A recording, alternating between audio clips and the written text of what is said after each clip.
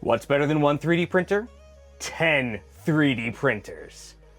Just kidding. This is a new YouTube channel and I really don't have the budget for that. Let's try this instead.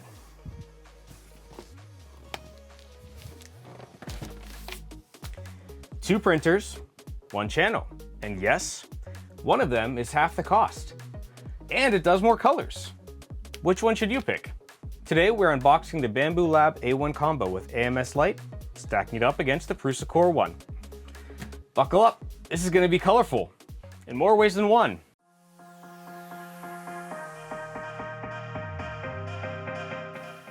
Hey, welcome back to my channel.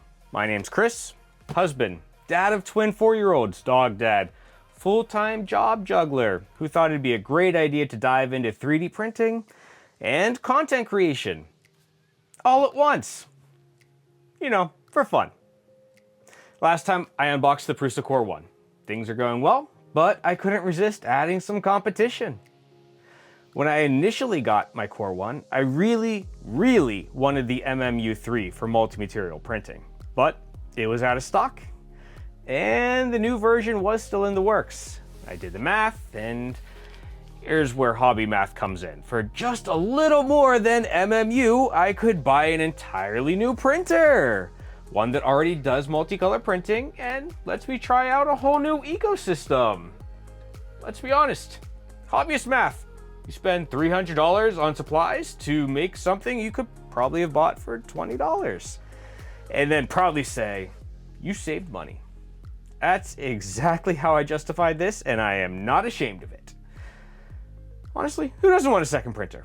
And besides, this just leaves room for when the new MMU comes out. So, let's crack this open.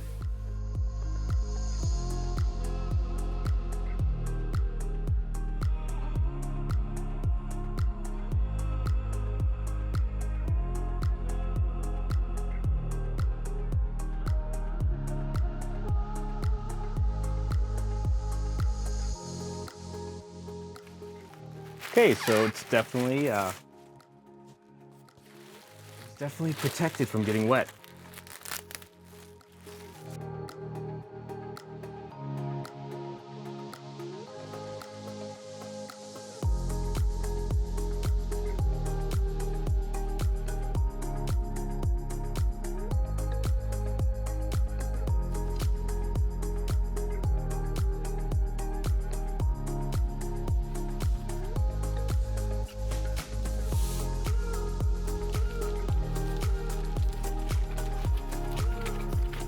I have to say, it's really interesting. I didn't 100% know what to expect. When you look online, it has a certain vibe to it. Definitely looks more metallic online, you know, like it's made of metal. And I'm noticing here, also by the way, not the easiest to unpackage. Ooh. Okay, so, oh, you know what? That is still all the AMS Lite. Okay, that's fair.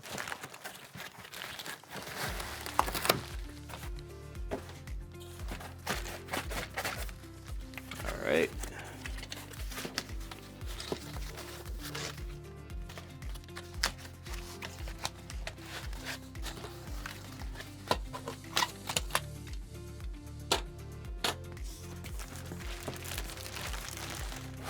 Okay, so now we're getting that real metal feel.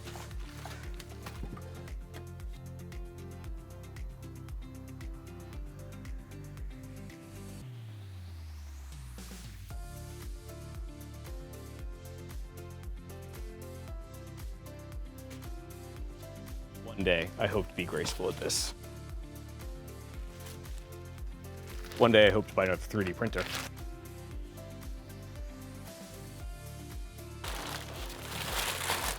Okay, in my defense, the boxes are huge.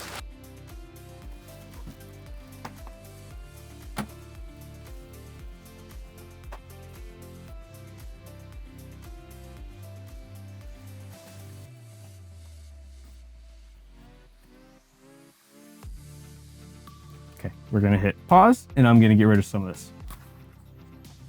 Okay, so right out of the box, very different.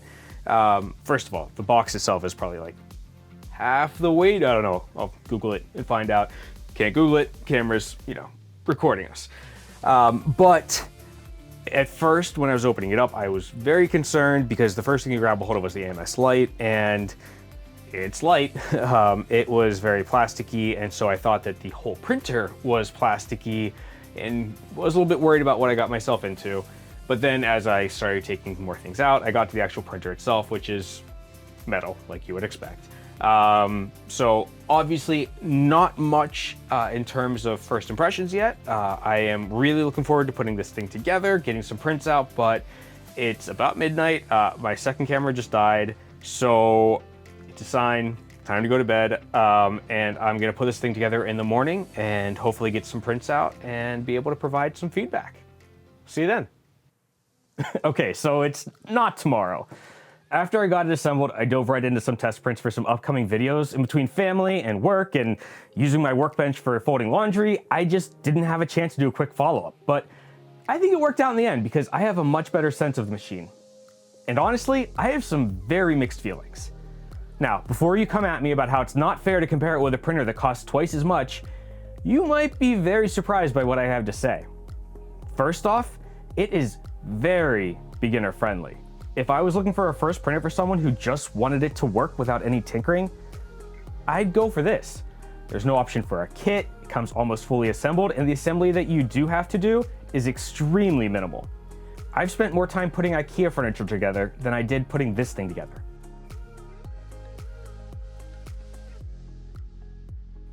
I've mentioned it before, but the fact that this includes multi-material printing right out of the box at this price is great. If you want to bring your prints to life without a lot of post-production work, multi-material is a game changer.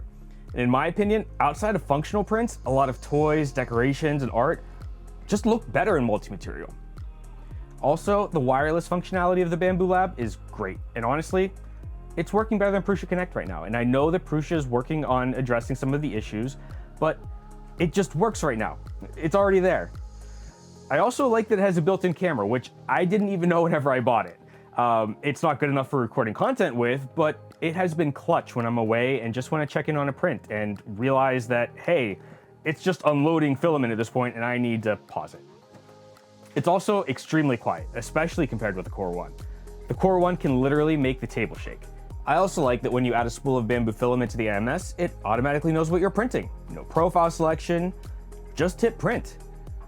That being said, there are fewer filament profiles in the slicer, so you'll have to do your own fine tuning, where Prusa has a lot of additional filament options that you can choose from. So with all of these benefits, why do I still find myself going back to the Core One? I don't know if it's something about the all metal build or my experience with Prusa before, but it just feels more reliable. When I have a challenging print, my default is to want to throw it at the Prusa. And although multi-material is a game changer, it creates a lot of waste.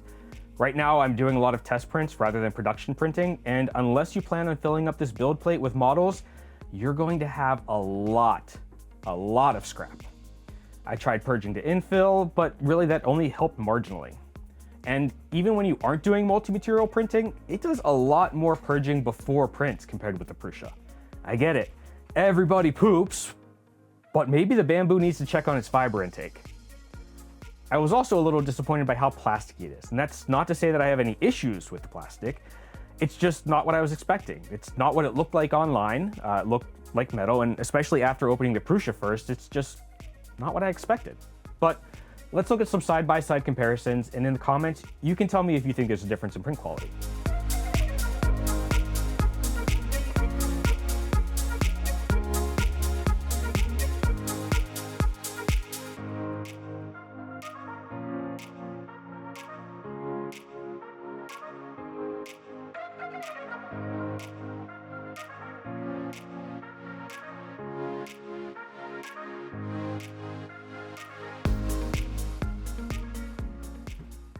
At the end of the day, we're talking about a $500 printer, which you can actually get for $350 if you aren't worried about multi-material.